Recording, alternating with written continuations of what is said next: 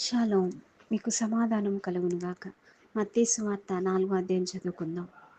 అప్పుడు యేసు అపవాది చేత శోధింపబడుటకు ఆత్మ వలన అరణ్యమునకు కొనిపోబడెను.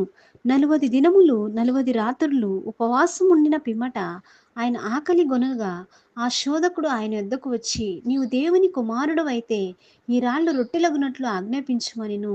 అందుకైన మనుషుడు రొట్టె వలన మాత్రం కాదు గాని దేవుని నోట నుండి వచ్చు ప్రతి మాట వలనను జీవించును అని వ్రాయబడి ఉన్నదనిను.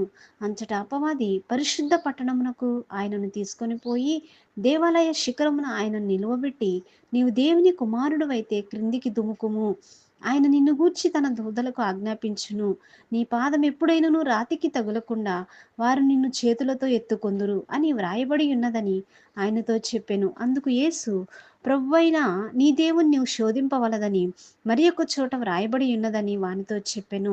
మరలా అపవాది మిగుల ఎత్తైన ఒక కొండ మీదికి ఆయనను తోడుకొని పోయి ఈ లోక రాజ్యములన్నిటినీ వాటి మహిమను ఆయనకు చూపి, నీవు సాగిలపడి నాకు నమస్కారం చేసిన ఎడల వీటన్నిటినీ నీకిచ్చేదనని ఆయనతో చెప్పగా, యేసు వానితో, సాతానా పొమ్ము, ప్రభువైన నీ దేవునికి మ్రొక్కి ఆయనను మాత్రము సేవింపవలెను అని వ్రాయబడి ఉన్నదనెను.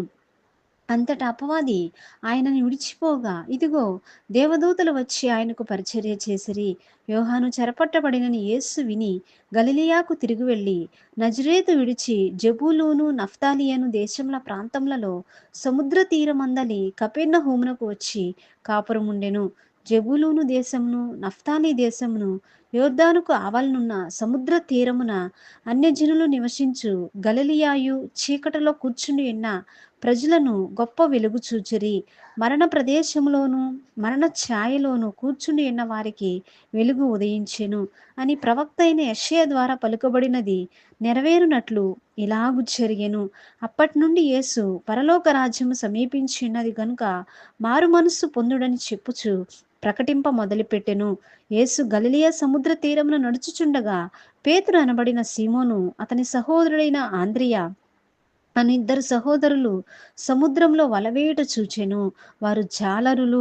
ఆయన నా వెంబడి రండి, నేను మిమ్మును మనుషులను పట్టు జాలరులుగా చేతునని వారితో చెప్పెను. వెంటనే వారు తమ వలలు విడిచిపెట్టి ఆయనను వెంబడించిరి. ఆయన అక్కడ నుండి వెళ్ళి జెబెదయి కుమారుడైన యాకోబు అతని సహోదరుడైన యోహాను అను మరి 2 సహోదరులు తమ తండ్రి అయిన జెబెదయి యొద్ద దోణిలో తమ వలలు బాగు చేసుకొనుచుండగా చూచి వారిని పిలిచెను. వెంటనే వారు తమ దోణిలు తమ తండ్రిని విడిచిపెట్టి ఆయనను వెంబడించిరి. యేసు వారి సమాజ మందిరములలో బోధించుచు దేవుని రాజ్యమును గూర్చిన సువార్తను ప్రకటించుచు ప్రజలలోని ప్రతి వ్యాధిని రోగమును స్వస్థపరచుచు గలిలయ ఎన్నంతటా సంచరించెను. ఆయన కీర్తి సిరియా దేశం అంతటా వ్యాపించెను. నానా విధములైన రోగముల చేతను వేదనల చేతను పీడింపబడిన వ్యాధిగ్రస్తులనందరినీ, దయ్యం పట్టిన వారిని, చంద్ర రోగులను, పక్షవాయువు గల వారిని వారు ఆయన యొద్దకు తీసుకుని రాగా ఆయన వారిని స్వస్థపరిచెను. గలిలయ, దెకపోలి, యెరూషలేము, యూదయను ప్రదేశముల నుండి యొర్దానుకు అవతల నుండి బహుజన సమూహములు ఆయనను వెంబడించెను. ఆమేన్.